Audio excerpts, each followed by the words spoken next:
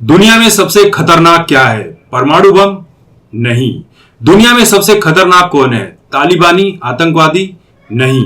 दुनिया में सबसे घातक वो लोग हैं जो एक बार सोशल मीडिया पर किसी की ट्रोलिंग शुरू करते हैं तो उसका जीना दुश्वार कर देते हैं।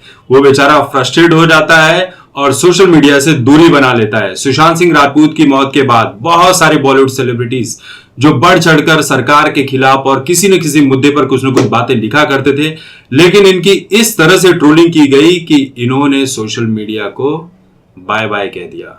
और ट्रोलिंग भी उसी की होती है जो जरूरत से ज्यादा स्मार्ट बनने की कोशिश करता है, जनता को बेवकूफ समझता है।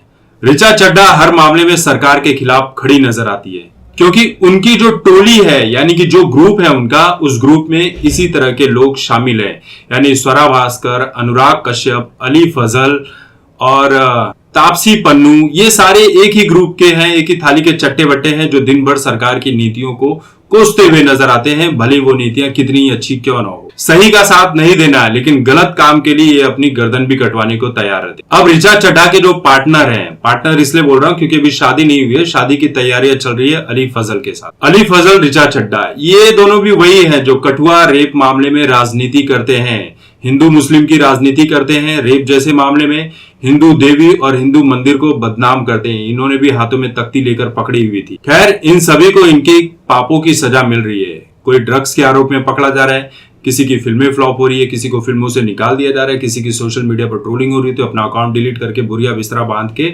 संन्यास ले रहा है। अब ऋचा चड्ढा जो है वो अली फजल के साथ लिव इन रिलेशन में रहती है, यानी कि पहले इस्तेमाल करो, फिर जम जाए तो फिर भाई शादी, क्योंकि शादी होगी तो उतनी ही जल्दी तलाक भी हो जाता है इन बॉलीवुड सेलिब्रिटीज। तो ट्विटर पर ऋचा चड्ढा को एक यूजर ने ट्वीट किया। क्या ट्वीट किया? तुम्हारा तलाक कब हो रहा है बताओ, क्योंकि तुम्हारी शादी आमिर खान की तरह ज्यादा दिन टिकने वाली नहीं है। अब ऋचा चड्ढा भी उसको गुस्से में क्या जवाब देती है वो सुनिए। सर्वेश मेरी छोड़, तुझ भिखारी से स्वेच्छा से शादी नहीं की किसी ने तो बौरा रहा है, यानी कि पागल हो रहा है। दहेज तो लड़की ने मांगा होगा तेरे केस में, न शक्ल न अक्ल और गरीब। मम्मी एलपीजी से चूल्हे पर आ गई होगी, पाए लागू आंटी। ये क्या डैश डैश डैश गाली है, शायद चूतिया वगैरह बोला होगा कुछ। कपूत दुनिया में लाई हो, ये बेरोजगार दया पात्र बस यही चौड़ा हो सकता है।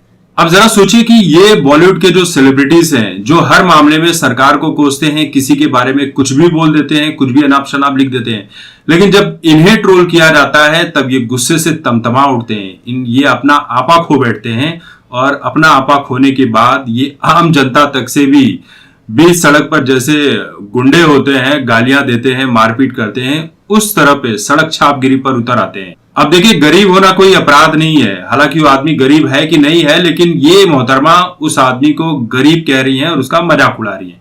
यानी गरीब होना बहुत बड़ा अपराध है इस देश में, गरीबों का मजाक बनाया जाना चाहिए। ऋचा चड्ढा एक तरह से उसकी गरीबी का मजाक उड़ा के उसे गालियां तक दे रही है। एलपीजी से चूल्हे पर आ गई, मतलब गैस से चूल्हे पर आ गई लकड़ी वाले, जबकि ऐसी बात कोई नहीं है। यानी सीधे सीधे तौर पर केंद्र सरकार की, यानी मोदी सरकार की जो उज्ज्वला योजना है उसका मजाक बनाने की कोशिश कर रही है। यहां पर आप बोल सकते हैं कि एक ही तीर से दो निशाने साधने की पूरी तैयारी करी है, जो इनके दिल और दिमाग में हमेशा चलती। ये एक ऐसा कपूत पैदा की हो, उसके साथ गालियां भी लिखी थी, कुछ गालियां यहां पढ़ नहीं सकते हैं।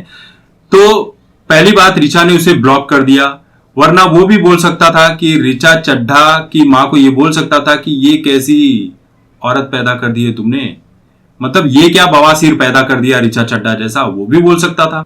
बेरोजगारी का मजाक उड़ा रही है, मतलब बेरोजगार होना इस देश में टूचिया होने जैसा है।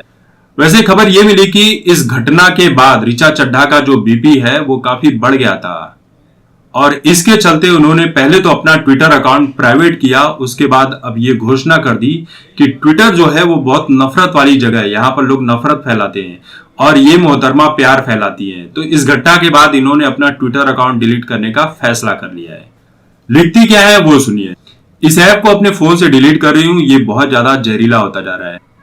देखिए, मतलब बॉलीवुड में तलाक जैसी चीजों को बहुत ही कॉमन माना जाता है, उसे बढ़ावा दिया जाता है, मतलब ये बताया जाता है कि आज शादी करो, कल मजे लो और परसों तलाक ले। लेकिन इस पर कोई इन्हें ट्रोल कर दे तो इनका पारा चढ़ जाता है। ऊपर से मीडिया वाले झूठी खबर फैलाते हैं कि ऋचा चड्ढा ने ऐसी हॉट ड्रेस पहनी कि मुंबई का तापमान बढ़ गया। लोगों के छूटने लगे पसीने। मतलब गजब की बकवास गिरी है भाई। तो यही बात है, ऋचा चड्ढा को एक आम यूजर ने, एक आम इंसान ने इतना परेशान किया कि मोहतरमा ने अपना ट्विटर अकाउंट ही डिलीट कर दिया। ये होती है आम जनता की ताकत।